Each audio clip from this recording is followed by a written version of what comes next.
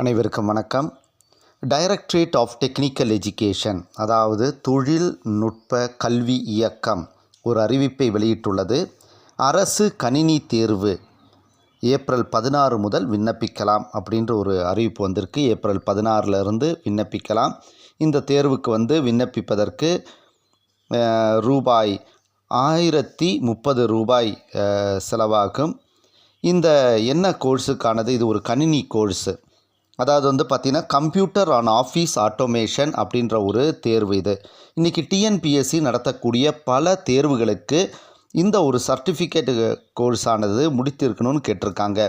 For example, assistant tourist officer போல் இருக்கிற லைப்ரரியில் சில இதுக்கெல்லாம் பல கம்பைன் லைப்ரரி சர்வீஸ் எக்ஸாமினேஷனில் சில பிரிவுகளில் இதற்கெல்லாம் இந்த கம்ப்யூட்டர் ஆன் ஆஃபீஸ் ஆட்டோமேஷன் என்ற சர்டிஃபிகேட் தேவைப்படுகிறது. எனவே இப்போ இந்த டைரக்டரேட் ஆஃப் டெக்னிக்கல் எஜுகேஷன் இந்த தேர்வை நடத்துவதாக அறிவித்துள்ளார்கள் ஜூன் மாதத்தில். அதற்கான இப்போ விண்ணப்பம் ஆன்லைனில் விண்ணப்பம் பதிவு செய்ய தொடங்கியுள்ளார்கள். எனவே விருப்பமுள்ளவர்கள் இதை செய்யலாம்.